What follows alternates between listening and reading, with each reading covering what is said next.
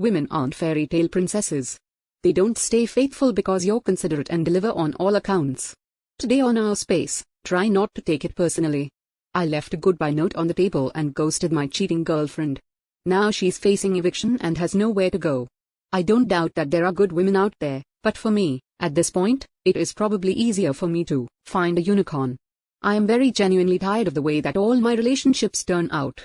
I'm not trying to treat myself as the nice guy because I have my flaws, but I love wholeheartedly. I am considerate, and I do my best to make sure that whoever I am with is happy. But does any of that matter anymore?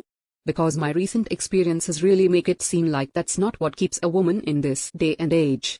I, 28 male, have been dating my girlfriend, 28 female, whose name is Selena. We've been dating for 5 years now, and we both met when we were relatively fresh out of college. We met pretty matter-of-factly, but I thought that she was pretty and that she had a beautiful smile. So I forced myself to strike up a conversation with her, and fortunately, that part didn't go too bad. She was receptive. I got to see more of that smile, and the conversation ended with me asking for her number. From there, we started talking on almost a nightly basis, hanging out a lot. And then about 3 months after we met, I asked her out and she said yes. I still remember that day because despite being in 2 relationships before then, my relationship with Selena really felt like the one back at the start of it. Everything just seemed to align perfectly, and we had enough of the same interest to always have something to talk about and enough different interests to always have something to learn about the other. It just seemed right to me. I work in construction, so I leave the house on an almost daily basis to go out and earn my daily bread. Selena works in sales, and while she usually goes into the office, she now has the option to work from home, which I was glad about for her. It's always nice to have that flexibility. I mean, now I wish that she never had that flexibility considering what I know about her now. I know I'm a good lover to her. I'm a good partner. Whether it is about providing or protecting, I do that. It is an intimacy. I deliver on all accounts. If it is about having a listening ear or someone to be spontaneous with, I've never held her back in those regards. So for me, the idea that Selena would be unfaithful to me was never a zero possibility, but it was so low that I never had to bother thinking or worrying about it even in instances where I might have felt some kind of way if it was one of my past partners. So when I noticed that she started acting oddly, I didn't even think of it an affair. I considered her to be a bad liar, though. I think all bad liars likely think they're good at lying. So her attempts at acting like nothing was off were pretty pitiable to me. It was extremely clear that there was something going on that she didn't want me to know about. But as I said, I didn't think of cheating. I did know that I was going to get to the bottom of it somehow, but I didn't fixate on it because I assumed that it was likely something mundane. However, when that behavior continued for like a week straight with only a few periods of her seeming normal, I started to get suspicious. It was when I talked to a friend about it that he brought up the possibility that she was cheating on me. I thought it was ridiculous, but he told me that there was absolutely no reason why I should feel like she couldn't cheat on me. If she's a woman, she could cheat on you. You could have Arnold's body, Bezos's money, Chappelle's humor, and still get cheated on. I don't think I've ever told him how much that stuck with me, but that entirely changed the way I was looking at her odd behavior. At that point, I decided I was going to figure out what was going on. Now, I've been reading posts here for quite some time, so the first instinct that I had was to secretly check her phone. But there was a part of me that wanted to leverage the fact that I knew she couldn't lie to save her life. So I made the decision that I was just going to confront her straight up, and that's what I did. There was one night that I got back home before her, so I cooked dinner and waited for her to come back. When she did, I told her that I needed to talk to her and she seemed a bit taken aback by that, but she sat down regardless. I started by mentioning how I had noticed that she was acting different and I wasn't sure what was up with her. I said that I didn't believe her explanation, that there was nothing wrong, and then I blindsided her and asked her whether she was cheating on me. That part was definitely a curveball because as soon as I finished asking, I left a silence for her to answer. And it was a mix of her looking shaken, saying nothing, and spluttering. I knew she was trying to formulate something to say, but she couldn't think of a good lie so quickly. Eventually, she shook her head and then claimed that she was so taken aback by such a disrespectful question that she was speechless for some time. Then she went on to talk about how much she loved me, how long we had been together, and how there was no way that she would cheat on me because she loved me so much.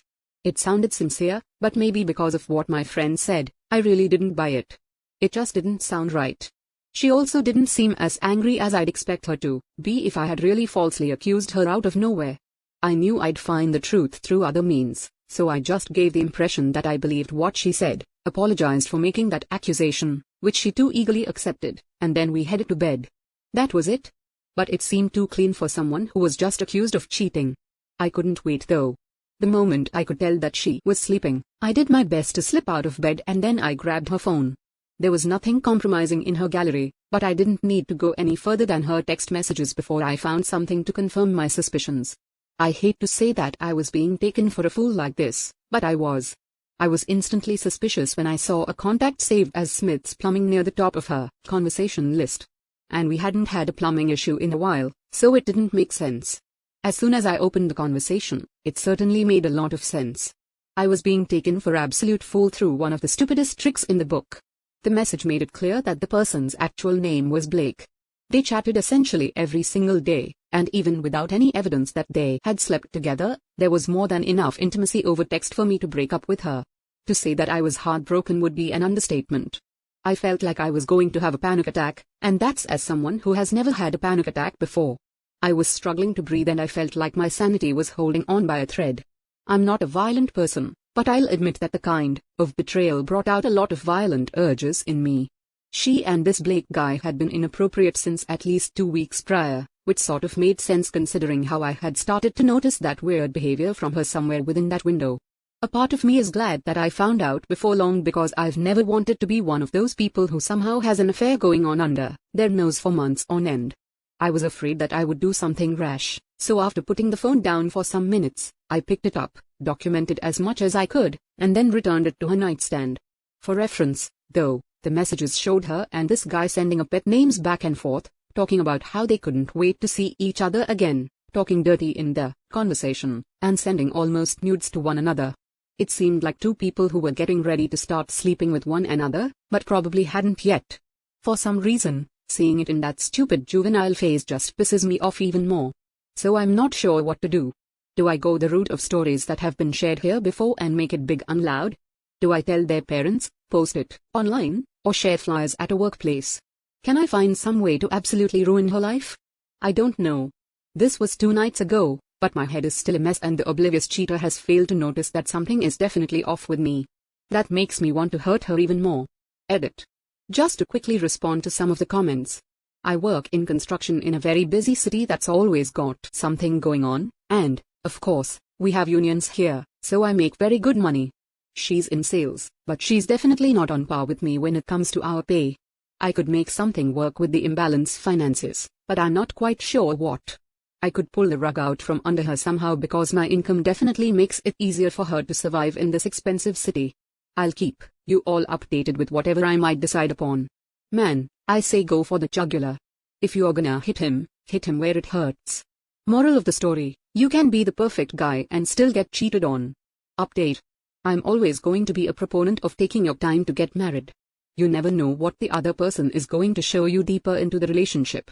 And if you were around when I made my first post, you're going to know that that was definitely true for me because Selena did me dirty and it certainly wasn't a fun experience for me. The good thing is that I got my revenge and it wasn't the loud and humiliating kind that most of you wanted, but it worked well for me and I know that it wreaked havoc in her life. So I know this is coming several months late, but it had to because I wanted the cleanest split that I could get for myself and I figured out how I was going to do it. The place that we lived in together was being rented in my name and we were 3 months away from the end of the lease at that point that I learned that she was cheating on me. Just for full disclosure, about a month after I went through her phone and saw everything, I found out that she and her boyfriend Blake had sealed the deal. Good for her. Things would be a lot easier for them soon after if they wanted to pursue a full-blown relationship with him. However, I think that we all know that's unlikely because they like the excitement when they know they have someone who isn't going anywhere.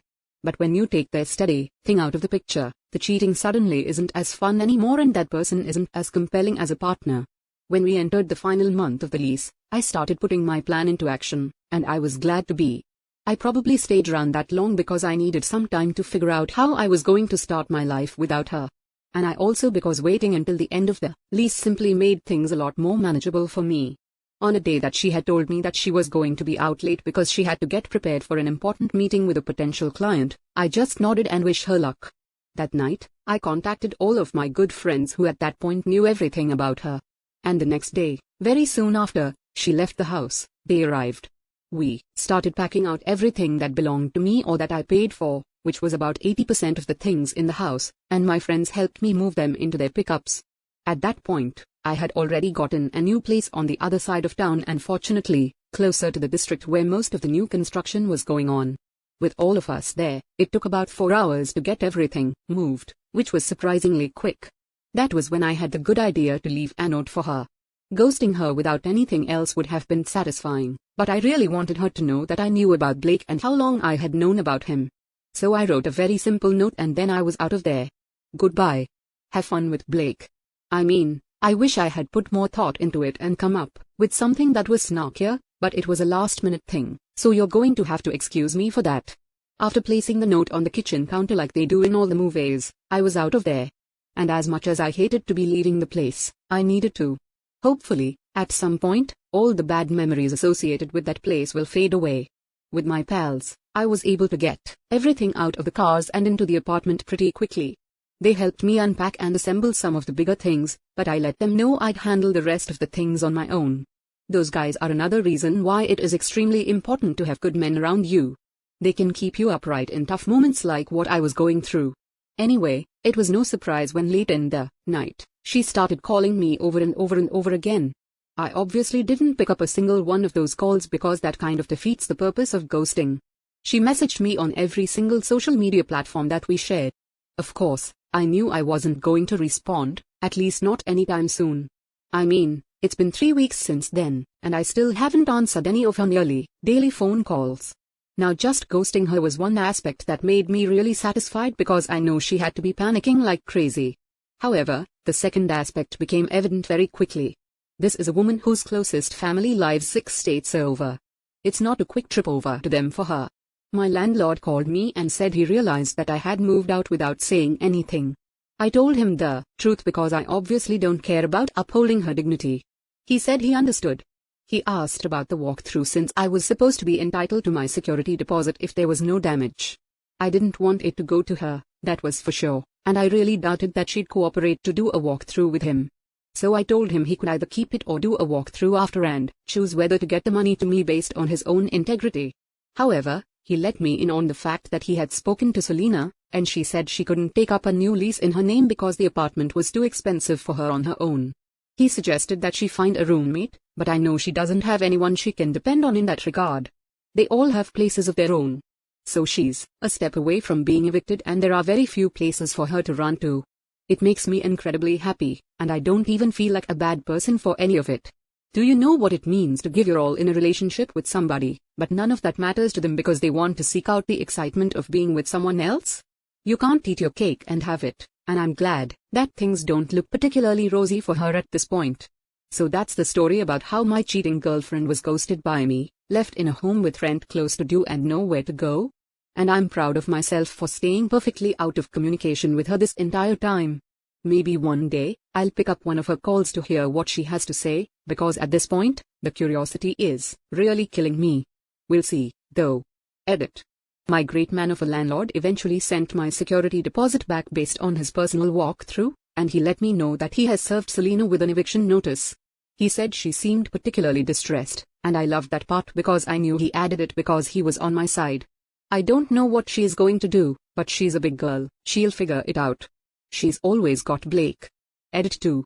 So I finally picked up one of Selena's calls. She seemed pretty shocked that I did, but I didn't fill in her awkward silence. She started with, "I'm sorry." I guess that after so long, she couldn't do the "it's not what you think" because she still had no idea how I had found the truth. I said very little through the entire call and she cried over and over. It started to get grating. Then she said she had nowhere to go and she had to pack out by tomorrow. I just laughed and said that she could always move in with Blake. She started crying again. At that point, I was done. I hung up and blocked her on every single platform that she could reach me on. I think that's the true end of my story with Selena. I don't know where she eventually had to go, but I genuinely don't care. If she ends up on the streets, she deserves it. Bravo. You didn't give her the satisfaction of a heated argument. Honestly, OP, I'm glad you did what worked for you and didn't let her drag you down even further. She's not worth the energy. Sometimes people just need to face the consequences of their actions without anyone stepping in to save them. That's real closure. That's real revenge. What do you think? And thank you for joining us today on Our Space. Be sure to like and subscribe and hit that notification bell so you don't miss out on our next video. See you next time.